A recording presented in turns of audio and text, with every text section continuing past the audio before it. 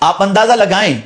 انسان کے اندر اگر حیا پیدا ہو جائے تو انسان برے اعمال کو چھوڑ دیتا ہے، اور آقا کریم صلی اللہ علیہ وسلم ہی نہیں بلکہ رسول رحمت صلی اللہ علیہ وسلم سے پیشتر جتنے بھی انبیاء کرام علیہم الصلاۃ والتسلیم تشریف لائے، سب کے قول کے اندر یہ قول ملتا ہے کہ جب انسان بے حیا ہو جائے تو جو چاہے وہ کرے۔ ایک بار انسان کے اندر سے حیا نکل جاتی ہے، پھر وہ کسی بھی گناہ کے گڑھے کے اندر گرنے کے لیے تیار ہو جاتا ہے، پھر وہ جو چاہے کرنے کو تیار ہو جائے۔ اے میری بچیوں، اے قوم کی بیٹیوں، اے رسول اعظم صلی اللہ علیہ وسلم کی کنیزوں، اے خاتون جنت رضی اللہ تعالی عنہ کی ماننے والیوں، یاد رکھو صرف یہ کہہ کر کے جان نہیں چھوٹے گی کہ ہم ماننے والیاں ہیں، خاتون جنت سے محبت کرتے ہیں، امہات المؤمنین سے محبت کرتے ہیں، روزے رکھتے ہیں، نماز پڑھتے ہیں، تلاوت کرتے ہیں، یہ ساری چیزوں کے فائدے اپنی جگہ پر، لیکن اگر حیا نہیں ہے تو ان ساری چیزوں کے مقصد کو آپ نے حاصل نہیں کیا۔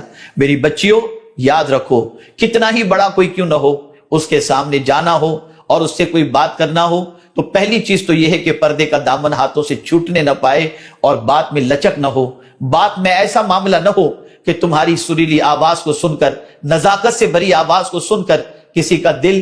مرض کے اندر گرفتار ہو جائے اور اس کے دل کے اندر گندے خیالات پیدا ہو جائیں۔ آپ اندازہ لگائیں، خواتین اسلام کو یہ بات ہمیشہ کے لیے ذہن میں رکھنی چاہیے کہ عورت کا مقام اتنا عرف و اعلیٰ ہے اور اس کی آواز کے اندر اتنی کشش ہے اور اتنا جادو ہے کہ بسا اوقات عورت کی آواز سن کر اچھے اچھے لوگ اس کی طرف مائل ہو جاتے ہیں اور غلط ارادے کے شکار ہو جاتے ہیں۔ میری بہنوں یاد رکھو، اپنی آواز کو غیر محرم سے بات کرنے کے اندر اتنی لچک والی نہ رکھو جس کی وجہ سے اس کے دل میں مرض پیدا ہو جائے، بلکہ بوقت ضرورت اگر بات کرنی بھی پڑے تو تمہاری آواز کے اندر کڑک پن ہو، تمہاری آواز کے اندر لچک نہ ہو، تمہاری آواز کے اندر نخرے نہ ہو جس کی وجہ سے اس کے دل میں مرض پیدا نہ ہو۔ آپ ذرا سوچو آج کیا ہو رہا ہے، آج واٹس ایپ پر، فیس بک پر، موبائل پر کس کس طریقے سے گفتگو ہو رہی ہے اور کس کس طریقے سے باتیں ہو رہی ہیں اور کیا کیا چیزیں شیئر کی جا رہی ہیں، اور آج کی بچیاں سمجھتی ہیں یہ موج مستی کی زندگی ہے، یہ عیش موج کرنے کی زندگی ہے، پھر یہ زندگی دوبارہ تھوڑی نصیب ہوگی۔ یہ سوچ مومنانہ سوچ نہیں ہے، یہ سوچ ایمان والوں کی سوچ نہیں ہے۔ اللہ اکبر، آپ ذرا سوچیں اور اندازہ لگائیں، حضرت سیدتنا خاتون جنت رضی اللہ تعالی عنہا، اللہ اکبر، کس طریقے سے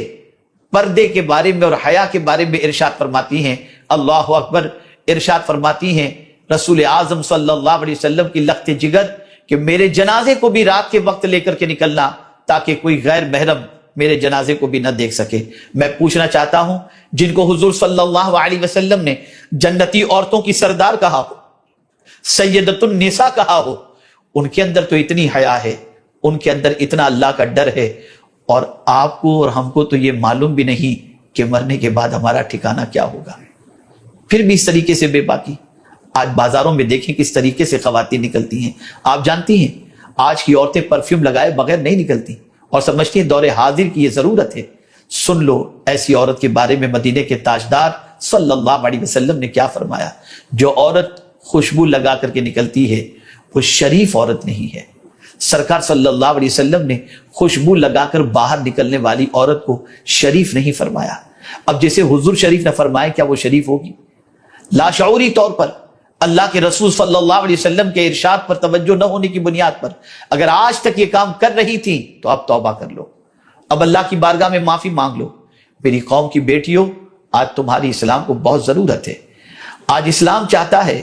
کہ تمہاری کوکھ اس طریقے سے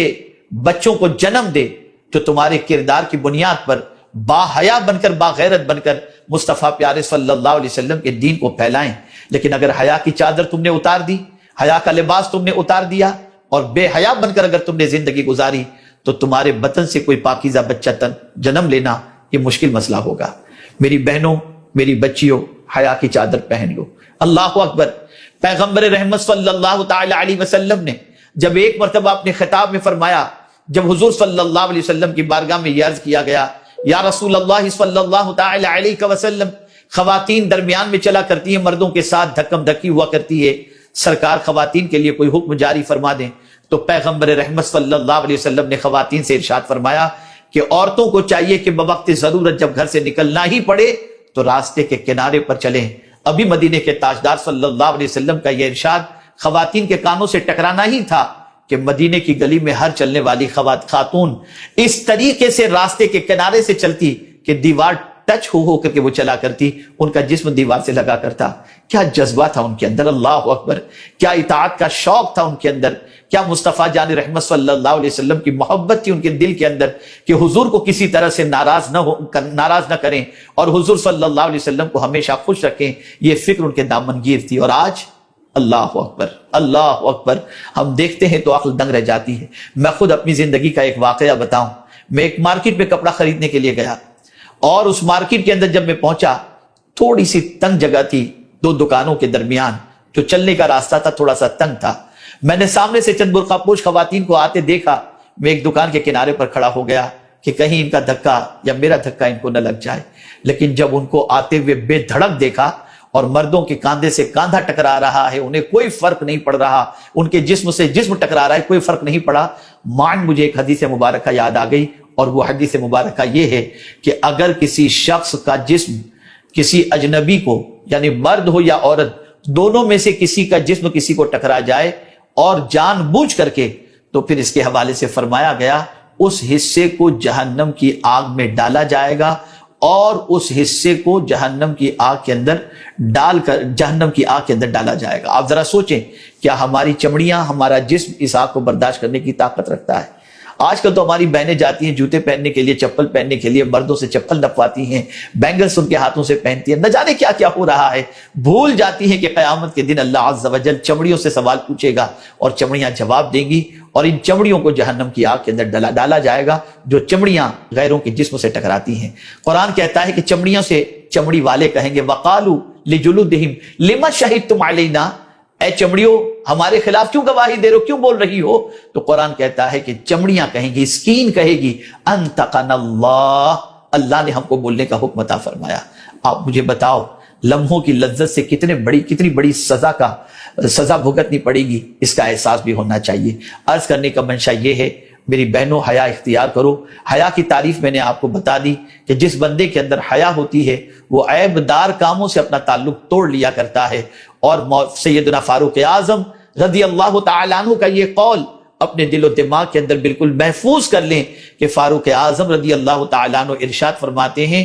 کہ جب حیا کسی میں سے چلا جائے تو اللہ کا ڈر نکل جاتا ہے، اور جب اللہ کا ڈر کسی کے دل سے نکل جائے تو اس کا دل مردہ ہو جاتا ہے۔ آج دل مردہ ہو چکا، آج نہ قرآن کا اثر ہو رہا ہے، نہ احادیث مصطفیٰ صلی اللہ علیہ وسلم کا اثر ہو رہا ہے۔ میری بچیوں، میری قوم کی بیٹیوں اور میری بہنوں، غور سے اس بات کو سماعت کر لو کہ آج کے بعد کوئی بھی بے حیائی نہیں کرنی۔ اور بہت ساری بچیاں بے حیائیوں کو پروموٹ کرتی ہیں، پھیلاتی ہیں، تو قرآن کہتا ہے ان الذین یحبون ان تشیع الفاحشہ فی الذین آمنوا لہم عذاب علیم، بے شک وہ لوگ جو محبت کرتے ہیں ایمان والوں میں بے حیائی کو پھیلانے سے، اللہ عز و جل نے فرمایا ان کے لیے دنیا اور آخرت میں عذاب ہے۔ عذاب برداشت کرنے کی طاقت جب نہیں ہے، جب سر درد برداشت نہیں ہوتا، جب پیٹ کا درد برداشت نہیں ہوتا، تو اللہ کا عذاب کیسے برداشت کر سکو گی؟ اس لیے میری گزارش ہے، گناہوں سے توبہ کرو، باحیا بن جاؤ۔ اللہ اکبر۔ آپ نے کبھی محسوس کیا نماز کے لیے عورت کھڑی ہوتی ہے، کس کی بارگاہ میں کھڑی ہوتی ہے؟ رب کی بارگاہ میں کھڑی ہوتی ہے، پالنہار حقیقی کی بارگاہ میں کھڑی ہوتی ہے، معبود برحق کی بارگاہ میں کھڑی ہوتی ہے۔ لیکن ہم دیکھتے ہیں کہ مصلی کے ساتھ ایک بڑی چادر بھی موجود ہوتی ہے، عورت نماز کے لیے کھڑی ہوتی ہے تو وہ چادر پہن کر اس چیز کا اہتمام کرتی ہے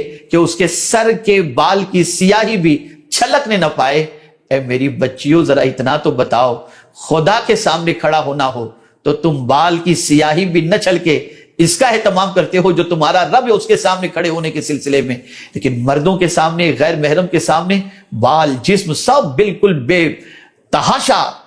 جو ہے وہ ان کو اٹیک کرتا ہوا نظر آتا ہے۔ اللہ اکبر۔ کیا جواب دو گی اللہ عز و جل کو؟ کیا جواب دو گی اللہ کے رسول صلی اللہ علیہ وسلم کو؟ اللہ عز و جل ہماری خواتین کو اللہ عز و جل کی اطاعت کی توفیق نصیب فرمائے، رسول رحمت صلی اللہ علیہ وسلم کی اتباع کی توفیق نصیب فرمائے، اور حیا کی چادر لپیٹ کر اپنی زندگی گزارنے کی توفیق نصیب فرمائے۔ جس عورت کے اندر حیا ہوتی ہے، بھلائیاں کھینچ کر اس کی طرف آتی ہیں، اور جس عورت سے حیا نکل جائے اس عورت کا نہ وقار ہوتا ہے، نہ اس کی عظمت ہوتی ہے، نہ اس کی عزت ہوتی ہے۔ اس لیے آج کی نشست کے اندر، آج کے اجتماع کے اندر میرا پیغام یہی ہے کہ اپنے آپ کو حیا کی چادر میں لپیٹ لو اور باحیا بن جاؤ۔ چلو تو نگاہیں نیچی ہوں، ناچ گانے باجے تماشوں سے بچتی ہوئی رہیں، ضرورت پڑنے پر کسی مرد سے گفتگو کرنی بھی پڑے تو لچک اس کے اندر نہ ہو، اور ہمیشہ اس چیز کا خیال رکھیں